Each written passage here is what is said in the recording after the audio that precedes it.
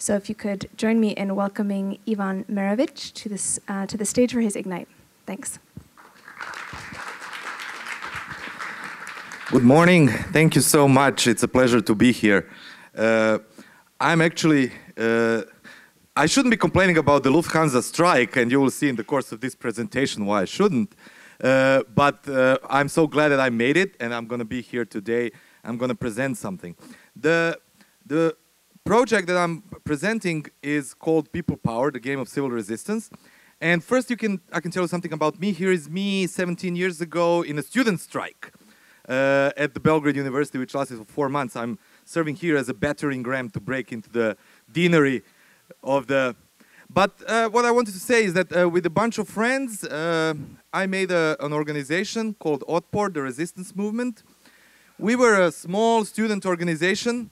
We actually were having big dreams and big ideas how to change the world, but we did it through small street actions. And these small street actions actually over time managed to mobilize the population of Serbia against the authoritarian dictator Slobodan Milosevic, who ruled the country at the time. So, but at the same time, we were also gamers. We like to play video games. And this one is Europa Universalis, our favorite. It's not much animation in it, but there is a heavy strategy involved. So we were both rebels and gamers. At the end, this resulted in a non-violent ouster of Slobodan Milosevic, who refused to accept his electoral defeat in 2000, and he was forced by hundreds of thousands of people in the street that forced him to step down.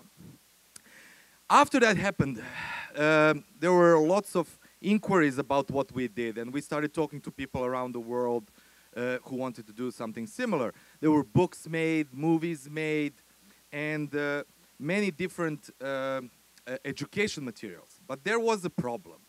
And we noticed that problem when we talked about this with many people. And this was the connection between strategy and tactics. When we would talk to people about strategy, political strategy, strategy of a movement, we would think that like, okay, first you learn strategy, and when you figure out your strategy, your political strategy, then you move on to tactics. So in a classroom, that works fine. But the problem we encountered when we talk to these many people is that what they do in reality is they do this tactic and that tactic and that tactic, and sometimes in this circle of tactics, they come up with a strategy. So classroom was one thing, and reality was another thing. There was no strategy to tactics connection. Actually, there was a disconnect.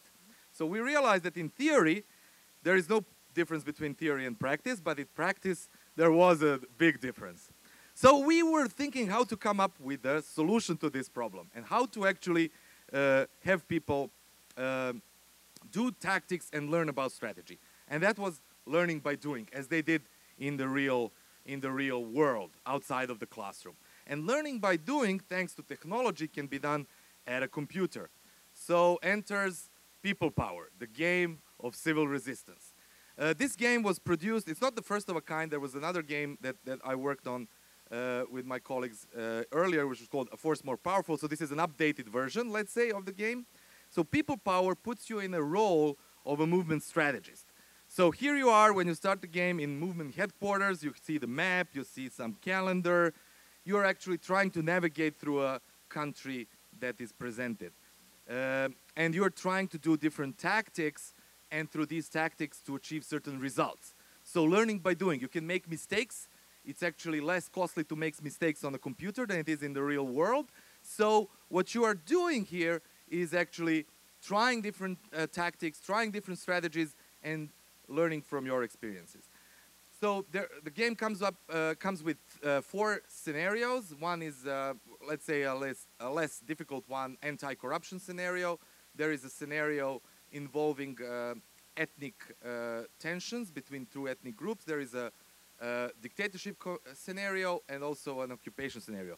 But the game also comes with a scenario builder, so you can build your own scenarios. The idea, again, of this game is to put you in the role of a movement strategist, and to slowly, by trying different tactics, trying different campaigns and strategies, to come up with new ideas to what can be used in the real world.